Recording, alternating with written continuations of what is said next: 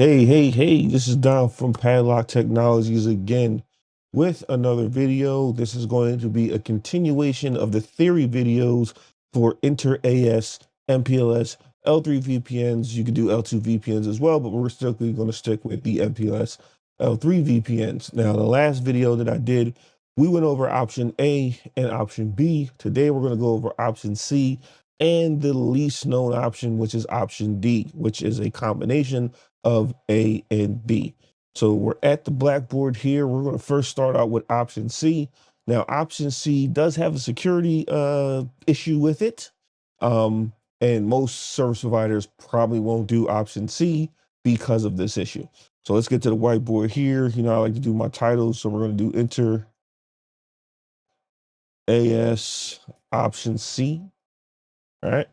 So option C is you're going to be leaking your internal prefixes, basically your route reflectors, to each other. Then you're going to actually form a VPN v4 relationship, and then there's something else that you have to do to make sure that the next hops are unchained. So let's draw this out here. So we're going to have, service provider 1, service provider 2. We got the link in between. I don't like using, let's say link in between. So you say SP1, SP2. Then we'll have our PE here, our ingress PE that's connected to company CE, CE1. Then we'll have our ingress PE here, connected to CE2, same company, right? Now we're going to have our ASBRs here, and I'll just put that here, ASBR. ASBR, and we're going to put a route reflector here because I'm just going to use a route reflector in this example, and a route reflector here. And then we will just do, I'll explain it in theory here. So with option C, there is no BGP neighborship between, right? So you're not going to be doing VPN v4 between the two ASBRs. What you're going to be doing is, well, let me not say there's no BGP per se. Let me not say that. So what I'll do is, let me erase that.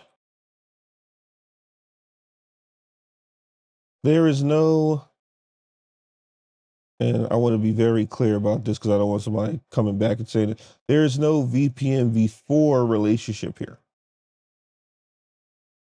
Okay.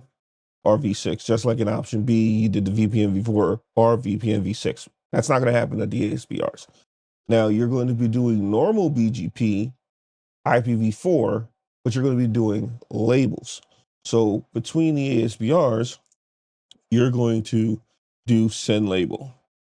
And if you remember, I told you in previous MPLS videos, 4 ways to do labeling: normal LDP, RSVP, segment routing, and then BGP can actually create its own labels that you can send, right? And this will be an LSP between there. Obviously, you'll have your LSP in site or SP1, and then LSP and SP2. Now, what you're actually going to do is you're going to redistribute the route reflectors. If you're using route reflectors, normally this is going to be done with route reflectors. You're going to redistribute the route reflectors loopback from its respective service provider into the other service provider. So you're going to redistribute, or you can advertise if you want to do that as well. Redistribute or advertise RR loopbacks. All right. Now, once there's reachability between service provider 1 and service provider 2 for the RRs, the route reflectors, what you are going to do is establish the VPN v4 relationship between the RRs. Okay, so now that relationship is going to be between those two. The next thing, and one of the most important things here, is you have to make sure that the next hop is not the route reflector itself. Because these are going to be eBGP neighbors, you do not want the next hop to be the RR, right? So when you advertise your routes from this PE, it goes to the RR. Well, when that advertises to the second RR in SP2, it will say the next hop is the RR. And what you will have is this type of situation. Traffic comes from here. Say it wants to go to this CE over here. It'll go all the way through, hit this RR, and then go here, right? So you want to avoid that. So what you have to do is there's a command called next hop unchanged, right? So you're going to have to put that when you establish that VPN before neighborship between the RR. So what that does is it's going to send the VPN v4 table is going to send the routes. When it sends the routes over to this RR and vice versa, so back to this one for its respective domain, it will say the PE is, or the next hop is going to be this PE. So again, you're going to redistribute. I forgot to say this. You're going to redistribute the RR loopbacks and the PE loopbacks in the respective service provider networks. I forgot to say PEs. Why? Because when you do this next hop unchained, or not unchained, unchanged, it's going to say your next hop NH equals PE, right? Say this is going to be SP1 PE, SP1 PE. Now, this PE here has to know how to get to this PE, right? And that's why you're going to do the redistribution or advertising on the ASPRs. Now, the security implication of this is you're going to have to expose your internal network to the other service provider. This is why most service providers, they don't do this technique because they don't want to expose their internal network to some other service provider. They don't want to really do that, right? Now, scalability is a lot better, right? Scalability is kind of on the option B situation, but the security implications of, hey, I have to share my internal network to the other service provider.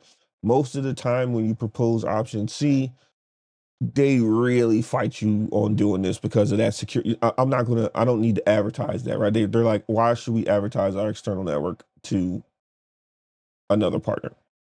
But you may get a service provider that's okay with that.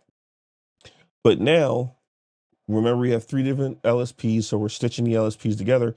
When traffic needs to go to, and I already explained this, to CE2, PE is going to say, okay, I see the next hop is, SP2PE, and then you'll see again, label switching. You get the imposition here for egress, then you'll see the swapping happen. You'll see it swap from service provider one's network, then you'll see another swap from the LSP between the two ASBRs because you have to have and now LDP still needs to run through all of this. Then when it gets to ASBR on service provider 2, you'll see the switching, then the PHP process that happened at that router right before the ultimate router, which is basically this PE here. And then this here is your normal IP packet once it strips off the service level. So this is going to be IPv4, IPv6. And that's option C in a nutshell. Out of all these options, A, B, and C is what you're going to learn the most. In the real world, you're probably going to see option B more than option A and C because I told you about the scalability issue in option A, and then the security implications here on option C. Your service provider partner may not even want to do this because they're not going to expose their internal network to you. But that's option C in a nutshell. So now let's talk about the least known option D in inter-AS MPLS L3 VPNs. So option D, all right? Option D, let me just put inter-AS MPLS L3 VPN. Now option D is a combination of A and B. Now, when I say a combination of A and B, and let's draw this out here. So we have service provider 1, SP1,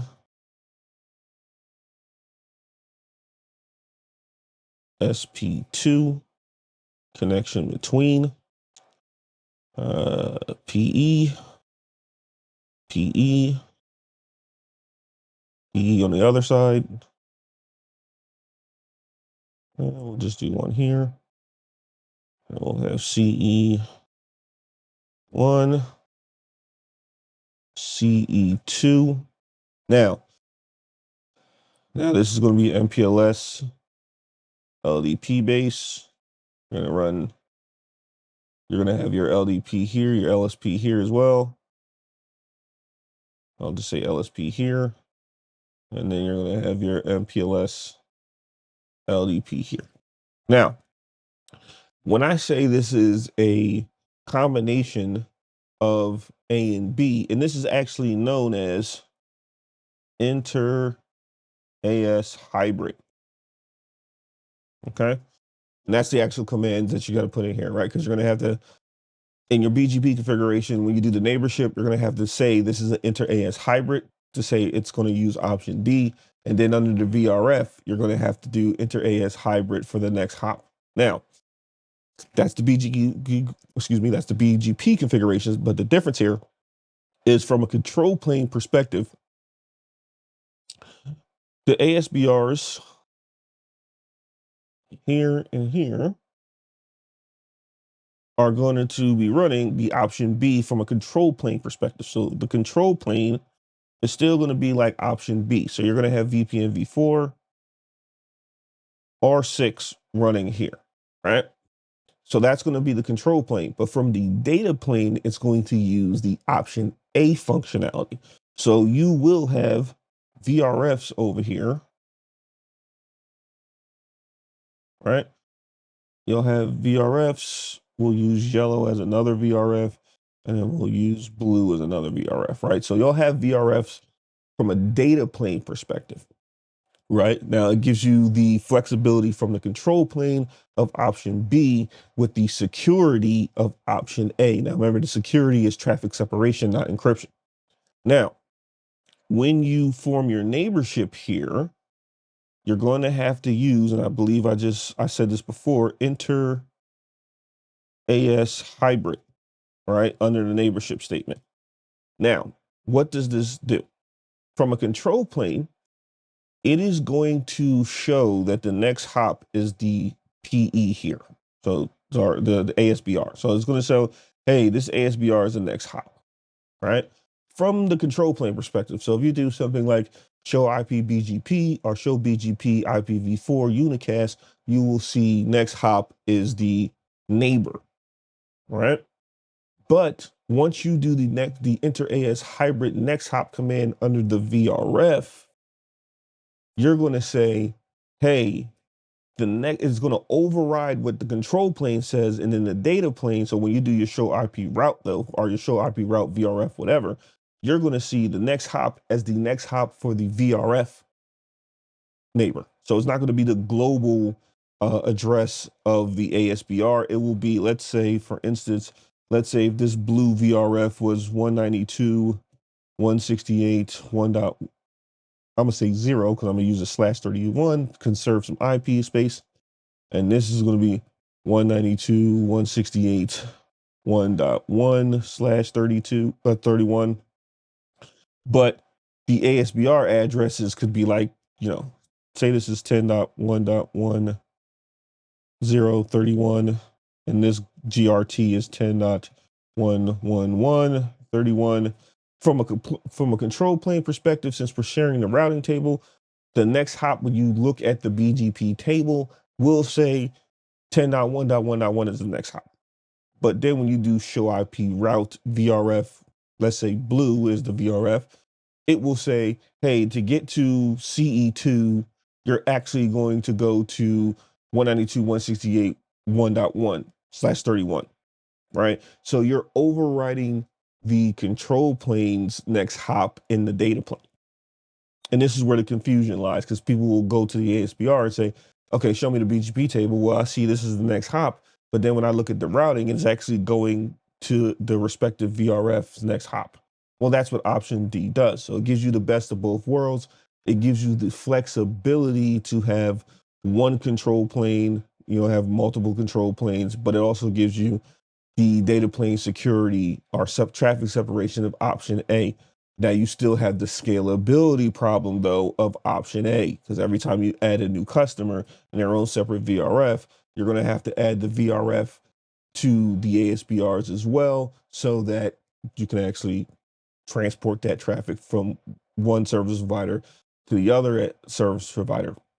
And this is why, for the most part, from a design perspective, most people go with option B, because you don't have the same scalability issue as option A, because no one has time to just keep creating VRFs. You don't have the security problem that you might run into with just people not wanting to have their internal network advertised to their neighbors. It's with option C.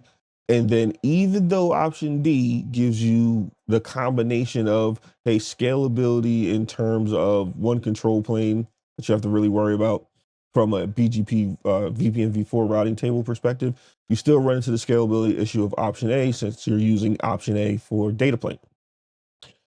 And that is all the inter-AS MPLS VPN options that you can use. Option A, option B, option C, and now you know the most least known option, which is option D. I don't even think they even quiz people on option D, right? But this is the theory of all of these. Now you can kind of have some conversations when you start talking to certain customers, if you have customers like that, or if you have your own internal network and you're looking to have some MPLS conversations with your service provider. And now if they start talking about, hey, we can offer you different inter-AS MPLS VPN options.